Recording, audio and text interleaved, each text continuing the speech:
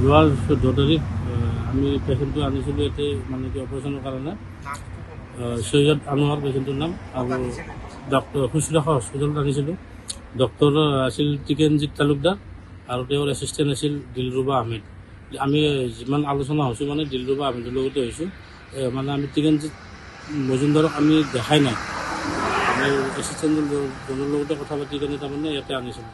তো সিদিনা গ'লোঁ, সিদিনাই তাৰমানে আমাৰ যিটো ফুটা কৰিছিল ইয়াত ফুটা কৰি কেনে ওলোৱা বুলি কৈছিল, ফুটাটোত পাইপ এটা লগাই থৈ দিছিল। আমি যোৱাৰ সময়ত পাইপডাল খুলি দিছে, 1 বাল্টিমান তাৰমানে ব্লাড ওলাব গৈছে। আমাৰ অকণ ভয় হ'ল, আমি বোলে আজি ৰাতি থাকিম। সিহঁতে মানে আমাক এনেকুৱাকৈ কৈ দিছে যে আজি ৰাতি থাকিলে বেড ভাড়া এক্সট্ৰা দিব লাগিব, মেডিচিন এক্সট্ৰা দিব লাগিলে থাকিম বুলি কৈ আমি থাকিলোঁ। লাষ্টত 7টা 7:30 বজাত তাৰমানে যেতিয়া আমি অলপমান ভাল পালে আমি গুচি গ'লোঁ। তাৰপিছত ৰবিবাৰ থাকি সোমবাৰে আকৌ তাৰমানে পেচাবটো গাঁঠি মাৰি ধৰিছে, ব্লাড যাই আছে। আমি আকৌ তাৰমানে ইয়াত লৈ আহিলোঁ, আনি কেনে তেওঁলোকে কিবা ব্লাড জমা হৈ থকা বুলি ৱাছ কৰি দিলে, ৱাছ কৰি কিনে পেচাব পাইপ লগাই কিনে আমাক পঠাই দিলে। তো সেনেকৈ গ'লোঁ। তাৰ পাছত তাৰমানে কোনোদিন তাৰমানে অসুবিধা এটা আছেই, এনেকুৱা এটা দিন নাই যিটো দিনত নেকি তাৰমানে অসুবিধা হোৱা নাই।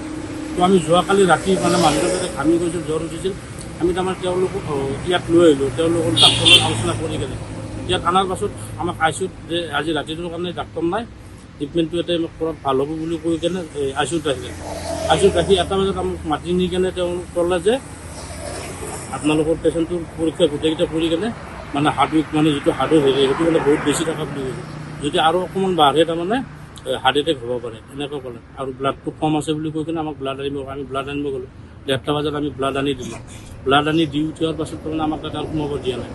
তাৰপাছত ৰাতিপুৱা আমাক 5টা বজাত তেওঁলোকে মাতি নি ভিতৰত মাতি নি কেনে দেখাইছে মানে কি যিটো হাৰ্টৰ হেৰি তাৰমানে অনলি 25, 24, 26 এনেকুৱাকৈ মাৰি আছে।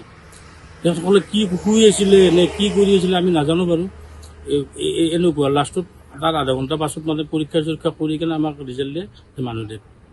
তো মই এইটো ক'ব বিচাৰোঁ, আজি এজন নিৰীহ লোক মানে কোনো তাৰ একোৱে নাই, যিজন মানুহ মাৰা গ'ল তাৰ ঘৰৰ কোনো নাই, না বাবা আছে, না মায়ে আছে, না কোনোবা আছে, অকল চিষ্টাৰ এজন আছে।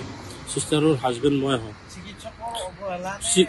চিকিৎসকৰ অৱহেলা মানে কি এতে যিটো আজি ৰাতি যিটো হেৰি এইটো মোৰ হিচাপত অৱহেলাৰ কাৰণে হৈছে, কিন্তু ৰং ট্ৰিটমেণ্ট হৈছে। এইটো ৰং ট্ৰিটমেণ্ট হ'লেও তাৰ কিবা এটা হেৰি আছিল, চলিউশ্যন আছিল, কিন্তু এওঁলোকৰ অৱহেলাৰ কাৰণে আজি এই পৰিণতিত মানে আমি ভুগিব লগা হ'লোঁ। আজি এজন একদম মানে ভাল শান্ত সুস্থ ডেকা ল'ৰা এজন আমি হেৰাব লগা হ'ল। বয়স 40 to 43 মান হ'ব চাগে, আৰু মই সঠিক নাজানিম। বিবাহিত, তেওঁৰ এজন ল'ৰা এজন ছোৱালী। তেওঁৰ কোনো মাক দেউতাক নাই, না ভাই আছে না ককা আছে কোনো। আজি সেই ল'ৰা ছোৱালী দুজনক কোনে ডাঙৰ দীঘল কৰি